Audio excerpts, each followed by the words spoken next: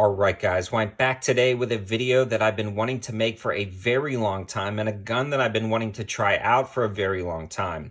That is one of the Benelli M4 clones. The patent recently expired and AKSA is making the S4. This is imported by Four Peaks Imports and actually put in the request directly with Four Peaks to try out this firearm. And these guys were nice enough to send it out to the channel.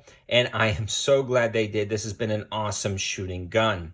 Now, the Benelli M4 is an iconic semi-automatic shotgun that has really revolutionized the way people view semi-auto shotguns for personal defense. So having a clone or a copy of that is going to be really nice for the average and working man. A lot of times the Benelli M4 can cost upwards of $1,800. So having something that's a third of the cost like the AKSA S4 is going to be pretty impressive. The MSRP on the black version on the Four Peaks Imports website is going to be $560, and Four Peaks has the MSRP listed for the tungsten and FDE colorations at $635. So again, about the third of the price of the standard M4.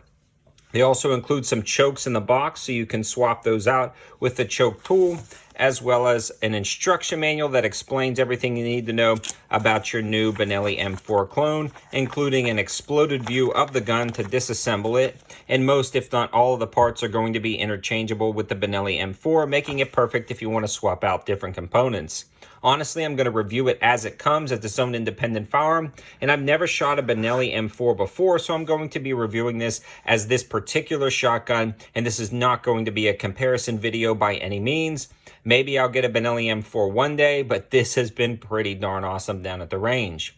A few of the accessories that are included in the box that are already mounted to the gun are the ghost ring sights, which are adjustable for windage and elevation, the pick rail located at the top, the extended bolt charging handle, a metal trigger guard, an oversized safety, and an ergonomic grip stock combination, as well as an ergonomic handguard combination, again, all mimicking the Benelli M4. This one also has a sling swivel at the front, allowing you to run a sling through, and then it has a faux tube extension right here.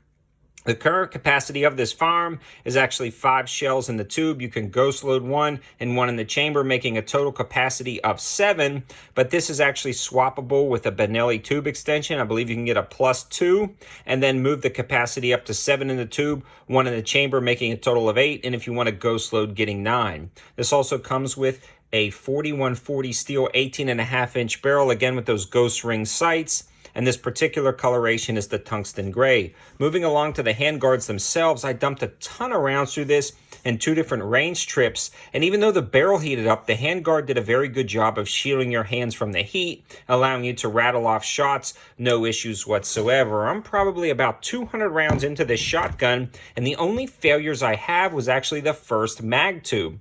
So it really required, for me anyways, 1 tube to break in. I had 1 simple stovepipe, cleared it, fed the next round, and never had a single issue again. I also want to give a huge shout out to American Pawn & Gun, located in Monroe, North Carolina, for donating the ammo to help make this video. They sent over some high brass ammo, and this stuff really helped run it for a little while with high brass ammo before I switched to low brass ammo. They've got a ton of different ammo in stock, so if you happen to be in Monroe, North Carolina, swing off 74, check them out, tell them 704 Tactical sent you over, and they'll hook you up with some deals. Before we talk about the reliability and the ammo used, I do want to finish up with the basic specs and features of this gun. Again, we talked about the 5+1 tube, the handguard, and the barrel, but moving along to the receiver itself, it's got an oversized bolt handle, which is really nice, and the bolt operation is incredibly smooth. It's got the pick rail mounted to the top that allows you to drop on a red dot, a low profile red dot, and potentially even doing a lower 1/3 co-witness with your iron sights. This one also comes with a metal trigger guard, and the receiver itself is made out of 7075 aluminum, which is a high quality aluminum receiver. The bolt release is really nice. It's got some texturing and it protrudes out really nicely for tactical and speed reloads, and also has an oversized pin on the other side and an oversized safety. So it's got a smaller button to engage the safety, and then it's got a larger oversized button to disengage the safety that sits flush once it's off. And then it also has a loading gate located on the bottom that works out fairly nicely. It does have some nice chamfered edges, and as long as you're loading pretty parallel with the lifter itself, your thumb doesn't get caught. If you want to do a push down like a vertical load, it will kind of bind up on your thumb, so definitely try to load this with a more parallel approach, and you can speed reload that with no issues whatsoever. Moving along to the stock itself, it's actually incredibly ergonomic, but at first glance it looks a little interesting. I'll say that, interesting. It's got a rubberized grip that kind of slides around, and it almost has a slight cheap feel to it. But when you get it down to the range, it flows incredibly nicely. I can't describe how nice this was to shoot down at the range, especially even with high brass loads. With the rubberized butt pad, ergonomic grip, it distributes the recoil impulse between your hands and your shoulder accordingly, depending on how much pressure you put on each.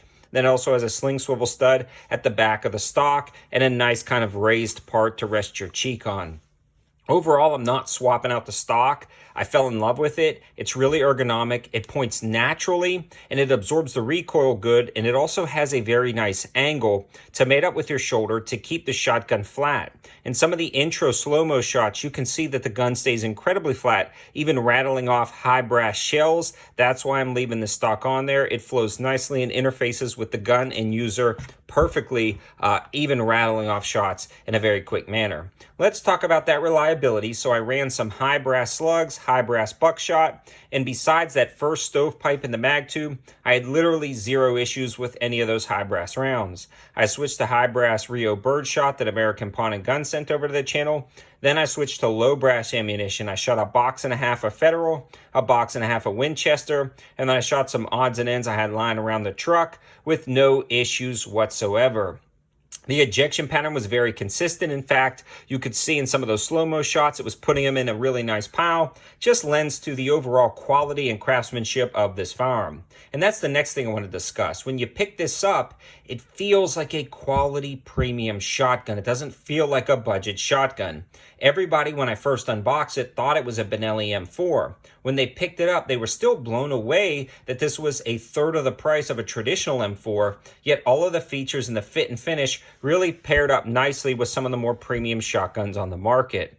Overall, the recoil impulse was incredibly controllable, and with low brass ammunition, this thing was a speed demon. I mean, I was rattling off the shots. Even with high brass ammunition, the recoil impulse was very controllable and easy to hit on target. The ghost ring sights pick up very nicely and allow you to make accurate shots at a distance if you wanted to switch over to slugs. In a nutshell, about the only thing I'm going to do is probably add a tube extension, maybe a red dot, and this thing is going to be good to go to stay in my arsenal for a very long time. I can highly recommend this AKSA shotgun from Four Peaks Imports, and I can't wait to take it down to the range and maybe accessorize it some more. But stay tuned to see what we do with this gun. And again, I'll try to leave all of the information that I can in the description below. Unfortunately, I can't link to a lot of this stuff, but I can post different things like my 704 Gear Facebook page, my 704 Gear YouTube channel, which is my second channel, and my campsite page, which is an aggregate site of all the best deals I find on the internet. So you'll definitely want to check out those links in the description below. If you're new to the channel, subscribe to the channel to keep getting more content like this. Please leave your comments and suggestions. Have you shot one of these? What do you think about them? How do they compare to the Benelli M4? Again, I want to hear all of your thoughts and opinions because I am really in love with this shotgun right now, so I want to hear what you guys think. Thanks for watching. Have a good one.